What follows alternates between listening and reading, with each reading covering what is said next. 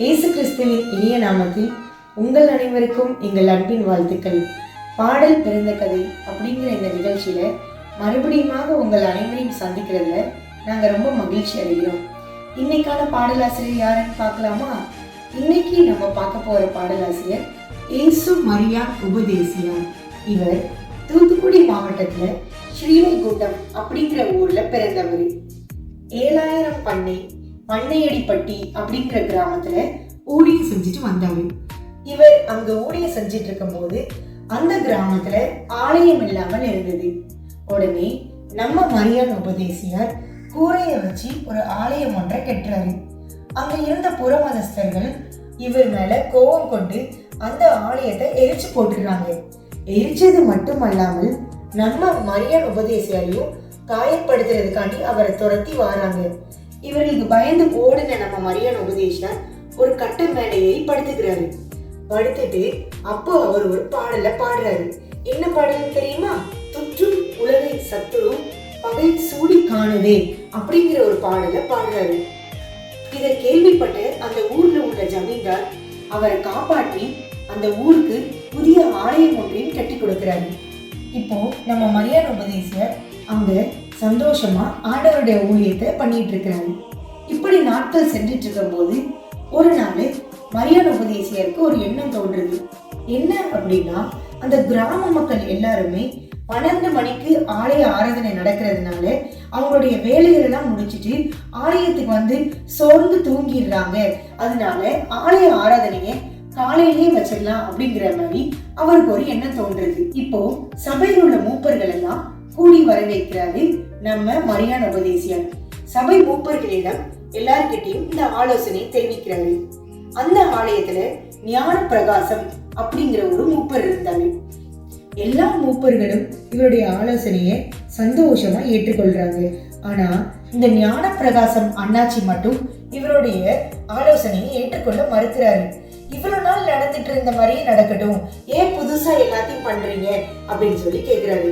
அதற்கு நம்ம மரியான் உபதேசியார், இல்ல ஐயா, ஆலயத்தில் உள்ள மக்கள் நிறைய பேரு சோர்வடைஞ்சு தூங்கிடுறாங்க, அந்த காரணத்தினால நம்ம ஏர்லியரா ஆரம்பிச்சுக்கலாமே அப்படின்னு சொல்லி கேட்கிறாரு.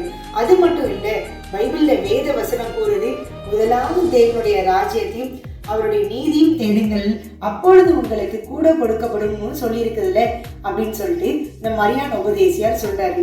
இதெல்லாம் சொல்லியும் ஞான பிரகாசம் ஐயாவால இதை அக்செப்ட் பண்ணவே முடியல. அவரு இந்த சபையில இருந்து எந்திரிச்சு வேகமா கோபமா போயிடுறாரு. நாட்கள் கடந்தது. சனிக்கிழமை ஆயிடு. அடுத்த நாள் ஞாயிற்றுக்கிழமை நற்கருணை ஆராதனை. ஞான பிரகாசம் ஐயா கண்டிப்பா வருவாருன்னு இவர் எதிர்பார்த்துட்டு இருக்காரு. ஆனா 9 மணி ஆயிட்டு, முதல் மணியும் அடிச்சிருச்சு. ஆனா ஐயா வரவே இல்லை. அவளோடு எதிர்பார்த்துட்டு இருந்த நம்ம மரியான் உபதேசியார் என்ன பண்ணாரு தெரியுமா? அவருடைய வயலின் எடுத்துக்கிட்டு அவருடைய வீட்டுக்கே சென்றாரு. வீட்டு வாசல் நின்று ஒரு பாடலை படிக்கிறாரு.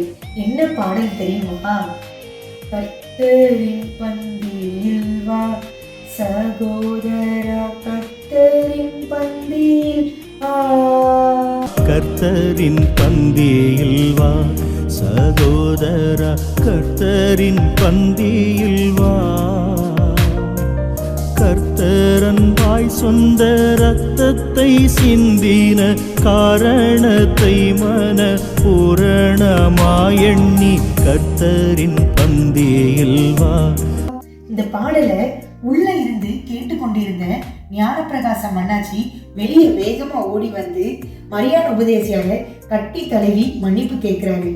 அது மட்டும் இல்ல, உடனடியா ஆலயத்துக்கு வந்து ராப்போஜனத்திலையும் கலந்து கொள்றாரு. உள்ளம் உருக்குகிற இந்த பாடலை இன்றும் நம்மளுடைய ஆலயங்கள்ல கட்டளை வியாழன் அன்றைக்கு தவறாமல் பாடுகிறார்கள். இந்த பாடல் பிறந்த கதையில நம்ம தெரிஞ்சுக்கிற விஷயம் என்னன்னா, எதிர்பார்ப்புகளோடு பழகி கொண்டிருக்கிற இந்த காலத்துல எந்த ஒரு எதிர்பார்ப்பும் இல்லாமல் இயேசுவுக்காக வைராக்கியத்துடன் வாழ்ந்தவர் தான் நம்ம மரியான் உபதேசியார். அன்பை மட்டுமே செலுத்தி பல உள்ளங்களை கொள்ளை கொண்ட நம்ம மரியான் உபதேசியார் புகழ் இன்றும் ஓங்கி ஒலிக்கின்றன. இதே போல நாமும் பிறருக்கு அன்பு செலுத்தி வாழ்வோம். இன்னொரு பாடல் பிறந்த கதையோட உங்களை சந்திக்கும் வரை உங்களிடம் இருந்து விடைபெறுவது உங்கள் ஏஞ்சல் அலெக்ஸ்.